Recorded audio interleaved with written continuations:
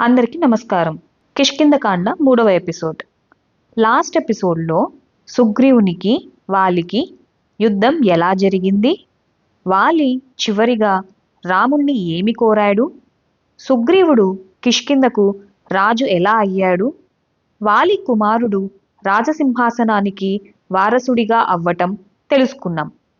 ఈ ఎపిసోడ్లో వర్ష ఋతువు ముగిసిన తరువాత సీత అన్వేషణ ఎలా ప్రారంభమైనది అన్నది చూద్దాం. ఇలాంటి మరిన్ని వీడియోస్ కోసం ఛానల్ని ముందుగా సబ్స్క్రైబ్ చేసుకోండి. 4 నెలల పాటు రామలక్ష్మణులు ఒక పర్వత గుహలో నివసించారు. సీత అపహరణ కారణంగా రాముడు ఆ పర్వత ప్రాంతం యొక్క ప్రాకృతిక సౌందర్యంలో ఏ విధమైన ఆనందాన్ని పొందలేకపోయాడు. ఆయన రాత్రిళ్ళు నిద్రించలేకపోయాడు. నిరంతరం కన్నీళ్లు జాలువారుస్తూ ఉన్నాడు. సుగ్రీవుడు తన రాజ్యాన్ని తిరిగి పొందడానికి తాను సహాయపడినప్పుడు తన సీత అన్వేషణలో సహాయపడవలసిన కర్తవ్యాన్ని సుగ్రీవుడు గుర్తుంచుకుంటాడని రాముడు భావించాడు. కానీ శరదృతువు కూడా వచ్చి ఆకాశం నిర్మేఘమైనప్పటికీ రాముణ్ణి కలిసేందుకు సుగ్రీవుడు ముందుకు రాలేదు. తన లక్ష్యం సాధించుకున్న సుగ్రీవుడు ఇక భయపడవలసిన కారణం అంటూ ఏదీ లేకపోవడంతో తన భార్య రుమ కొత్తగా లభించిన తారల సహచార్యాన్ని అనుభవించటంలోనే పూర్తిగా మునిగి తేలుతూ కాలక్షేపం చేయసాగాడు. అలా అతను రాజపాలనను నిర్లక్ష్యం చేశాడు.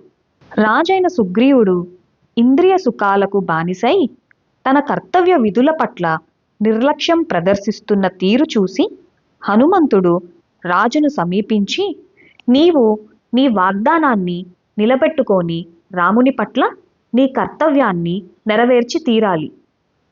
నీ మీద గల గౌరవం కారణంగానే రాముడు స్వయంగా నీకు గుర్తు చేసేందుకు ఇక్కడికి రాలేదు. కానీ ఆయన అనుగ్రహం వల్ల మాత్రమే నీ వైభోగాలు సాధ్యపడ్డాయని నీవు గుర్తుంచుకొని తీరాలి. నీ ఆధీనంలో ఉన్న 1,000,000 సంఖ్యకు పైగా ఉన్న వానరులందరికీ కబురు పెట్టి సీత కోసం సంపూర్ణ శక్తియుక్తులతో నీవు అన్వేషణ ప్రారంభించవలసిన సమయం వచ్చింది అంటూ హితబోధ చేశాడు. హనుమంతుని పలుకులతో సుగ్రీవుడు తాత్కాలికంగా తెలివిలోకి వచ్చాడు. అంతటా సుగ్రీవుడు నీలుణ్ణి పిలిచి, వానర యోధులందరికీ నా ఆజ్ఞను చేరవేయండి. అందరూ పక్షం రోజుల్లో వచ్చి విధి నిర్వహణలో చేరాలి, లేకుంటే మరణ దండనను సిద్ధపడాలి అని చెప్పాడు. ఆ ఆదేశాన్ని ఇచ్చిన సుగ్రీవుడు తిరిగి తన అంతఃపురంలోకి వెళ్ళిపోయాడు. ఒక రోజున రాముడు ఒక నిశ్చయానికి వచ్చి ఇలా అన్నాడు, ఇప్పుడు శరదృతువు వచ్చింది కనుక నేల పొడిగాను దృఢంగానూ ఉంది, గాలి చల్లగాను ఆహ్లాదకరంగానూ ఉంది.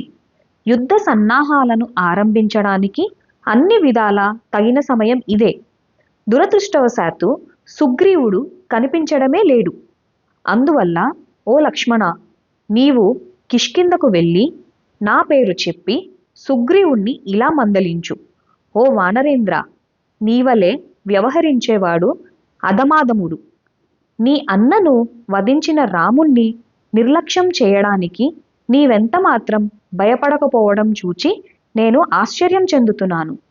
సీతను కనుగొనే ప్రయత్నంలో రామునికి తోడ్పడతానన్న నీ వాగ్దానాన్ని నీవు నిర్లక్ష్యం చేసినట్లయితే రాముడు స్వయంగా కిష్కింధకు వచ్చి నిన్ను హతమారుస్తాడని హెచ్చరిస్తున్నాను. ఇలా రాముడు లక్ష్మణుడికి చెప్పాడు. తీవ్రమైన కోపంతో ఉన్న రాముణ్ణి చూసి లక్ష్మణుడు కూడా ఆవేశాన్ని పొందాడు. ధనస్సును చేతిలోకి తీసుకుంటూ, ధూర్తుడైన ఆ సుగ్రీవుడు నీ ఆజ్ఞను పాటించటానికి తక్షణమే ఉద్యమించకపోతే అతన్ని నేనే ఈరోజు వధిస్తాను అని లక్ష్మణుడు ప్రకటించాడు. లక్ష్మణుడు వేగంగా బయలుదేరుతుండగా రాముడు ముందుగా సుగ్రీవునితో స్నేహపూర్వక ధోరణితో మాట్లాడు. అతనిలో వివేకాన్ని మేల్కొల్పటానికి అది చాలునని నమ్ముతున్నాను అంటూ తమ్ముని ఆగ్రహాన్ని అదుపు చేయడానికి ప్రయత్నించాడు. చాలా ఆవేశంగా లక్ష్మణుడు కిష్కింధలోకి ప్రవేశించాడు. ఆ ఆవేశంలో లక్ష్మణుడు చెట్లను చీల్చుతూ కొండ శిఖరాలని పెకిలించుకుంటూ రావడం చూసిన వానరులు ఆయుధాలను సేకరించడం ప్రారంభించారు. వాళ్ళని అలా చూసిన లక్ష్మణుడు మరింత కోపంలో ముందుకు వెళ్ళాడు. లక్ష్మణుడి ఆవేశాన్ని చూసిన వానరులు పారిపోయారు. అలాంటి క్రోధావేశంతో లక్ష్మణుడు వస్తున్నాడన్న విషయాన్ని సుగ్రీవునికి చెప్పడానికై అతని సచివులు హుటాహుటిన వెళ్ళారు. కానీ తారతో సరస శృంగార కార్యకలాపాలలోనే పూర్తిగా మునిగి తేలుతున్న సుగ్రీవుడు మాత్రం తన సచివులను బొత్తిగా పట్టించుకోలేదు.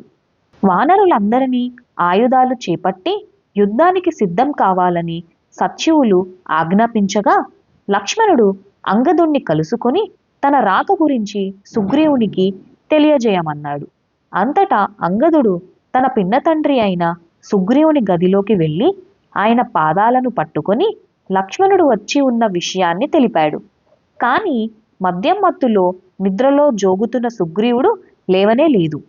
అసంఖ్యకులైన వానరులు తన చుట్టూ చేరి బిగ్గరగా కేకలు వేయసాగిన తరువాతనే ఎట్టకేలకి సుగ్రీవుడు మేలుకున్నాడు. లక్ష్మణుని భయంతో సుగ్రీవుడు మత్తు వదిలి తెలివిలోకి వచ్చాడు. సుగ్రీవుడు తన కన్నులు తెరవడంతోనే అతని సచివులు లక్ష్మణుడు ఎంతో కోపంలో నీకోసం ఇప్పుడు ప్రసాద ద్వారాల వెలుపల నిరీక్షిస్తున్నాడు. నీవు తక్షణమే వెలుపలకు వెళ్ళి ఆయనకు ప్రమాణాలు చేసి ఆయనకు లొంగిపోవలసిందిగా నిన్ను కోరుతున్నాం. దీనితో ఆయన కోపం ఉపశమనిస్తుంది అని మా ఆశ అని చెప్పారు. ఎట్టకేలకు పరిస్థితి తీవ్రతను గుర్తించిన సుగ్రీవుడు తన మీద లక్ష్మణునికి ఎందుకు కోపం వచ్చిందో అర్థం కాక హడావిడిగా దిగాడు. అంతటా హనుమంతుడు సుగ్రీవునికి కర్తవ్యాన్ని గుర్తు చేస్తూ, ఓ రాజా, ఇంద్రియ సంతృప్తికరణలో నిమగ్నుడమైపోయినందున కాలం ఎలా గడిచిపోతుందో కూడా నీవు గుర్తించలేకపోయావు. శరదృతువు వచ్చి చాలా రోజులు గడిచాయి. కానీ సీతను అన్వేషించటంలో రామునికి సహాయం చేస్తానన్న నీ వాగ్దానాన్ని నెరవేర్చకుండా నీవు నిర్లక్ష్యం ప్రదర్శించావు. ఇప్పుడు నీకు గుర్తు చేసేందుకు లక్ష్మణుడు ఇక్కడికి వచ్చాడు. నీవు చేతులు జోడించి ఆయన వద్దకు వెళ్ళమని నా సూచన. ఆయనను ఎలాగైనా శాంతింపజేయగలుగుతావని ఆశిస్తున్నాను అని హనుమంతుడు అన్నాడు. సుగ్రీవుని ఆదేశం మీద అంగదుడు లక్ష్మణుణ్ణి వెంట పెట్టుకొని ప్రాసాదంలోకి తీసుకువచ్చాడు. ఇంతకు ముందు ఆయుధాలెత్తిన వానరులంతా ఇప్పుడు చేతులు జోడించి నిలబడి లక్ష్మణుడికి స్వాగతమిచ్చారు. సుగ్రీవుని అంతఃపురంలో అడుగుపెట్టిన లక్ష్మణుడికి యువతుల కంఠస్వరాలు వినిపించాయి. లోపలికి అడుగు పెట్టకుండా తన ధనుష్ ధ్వనితో తన రాకను వెల్లడించాడు. ఆ ధ్వని వింటూనే సుగ్రీవుడు వణికిపోయి తారతో, లక్ష్మణుడు ఎందుకు ఆగ్రహించాడో నాకు అర్థం కావటం లేదు. నువ్వు ముందుగా బయటకు వెళ్ళి ఆయనను శాంతింపజేయడానికి ప్రయత్నిస్తే మంచిదనుకుంటున్నాను అని అన్నాడు. వదులైపోయిన దుస్తులతో తార లక్ష్మణుని ఎదుటకు వచ్చింది. లక్ష్మణునికి కోపం అణిగిపోయి గౌరవ భావంతో వినయంగా ఆమె పాదాల వైపు దృష్టిని మరల్చాడు. ప్రియమైన రాకుమారా, సుగ్రీవునిపై నీకంత కోపమేలా అని తార ప్రశ్నించింది. అందుకు లక్ష్మణుడు, రాముని పట్ల నిర్వర్తించవలసి ఉన్న కర్తవ్యాన్ని నీ భర్త నిర్లక్ష్యం చేసి దానికి బదులు యువతులతో సరసాలాడుతూ తన అంతఃపురంలో కాలక్షేపం చేస్తున్నాడు అంటూ లక్ష్మణుడు బదులిచ్చాడు. అందుకు తార లక్ష్మణునితో, సుగ్రీవుడు కామాంధుడై బుద్ధిహీనుడై ఉన్నాడు కనుక నీవు అతన్ని మన్నించాలి. గొప్ప ఋషులు కూడా ఒక్కొక్కప్పుడు ఇంద్రియ సంతృప్తి కోసం ప్రాకులాడుతుంటారంటే ఇక చపల చిత్తుడైన ఒక వానరుడి గురించి చెప్పేదేముంది? దయచేసి రాముని పట్ల సుగ్రీవుడు తన కర్తవ్యాన్ని విస్మరించాడని భావించవద్దు. తను ఇప్పటికే సీతన్వేషణ ప్రారంభించడం కోసం లక్షలాది మంది వానరులను ఇక్కడకు సమీకరించాడు. దయచేసి లోనికి వచ్చి నీవే సుగ్రీవునితో మాట్లాడు అని అభ్యర్థించింది. లక్ష్మణుడు అంతఃపురంలోకి అడుగుపెట్టాడు. కళ్ళు చెదిరే ఐశ్వర్యాన్ని, సుందరాంగులైన యువతీ సమూహాలను చూడగానే ఆయనలో మరోసారి కోపం వచ్చింది. సుగ్రీవుడు ఒక శయ్యపై రుమను ఆలింగనం చేసుకుని ఉన్నాడు. అయితే లక్ష్మణుడు ప్రవేశించటాన్ని చూస్తూనే అతను హడావిడిగా చేతులు జోడించి నిలబడ్డాడు. అక్కడున్న స్త్రీలంతా కూడా అలాగే లేచి చేతులు జోడించి నిలిచారు. అంతటా లక్ష్మణుడు సుగ్రీవునితో, నీవు కేవలం శుష్క వాగ్దానాలు చేసి అవిశ్వసనీయుడవైన మిత్రునిగా నిరూపించుకున్నావు. అందుచేత నీవు అత్యంత నీచుడవు.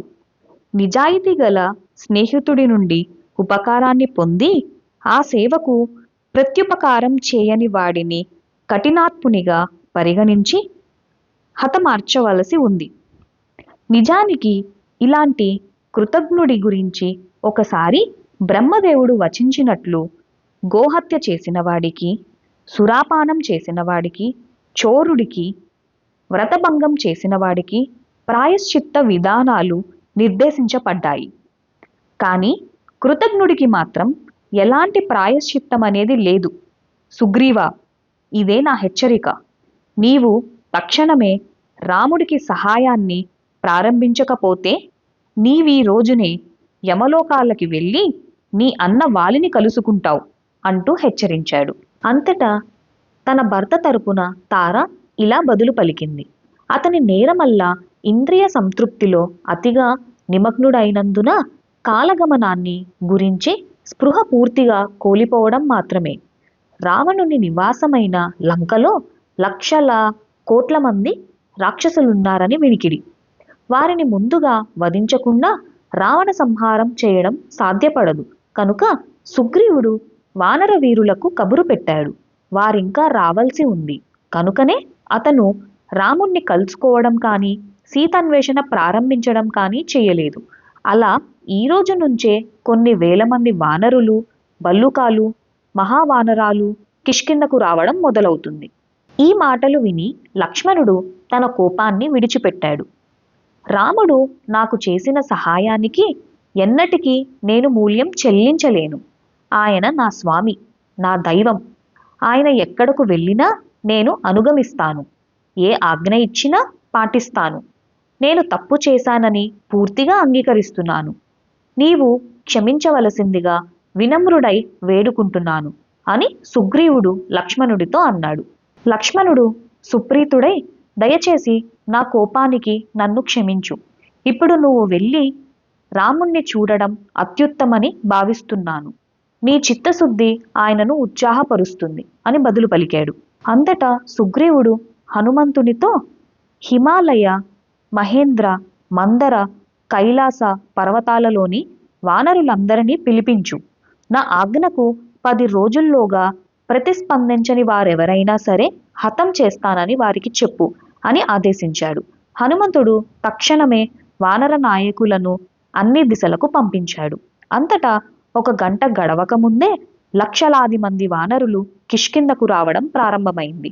అంతటా రాముణ్ణి ఒకసారి కలుసుకోవలసిందిగా లక్ష్మణుడు సుగ్రీవుణ్ణి మరోసారి అభ్యర్థించాడు. సుగ్రీవుడు ఒక పల్లకి తెప్పించాడు.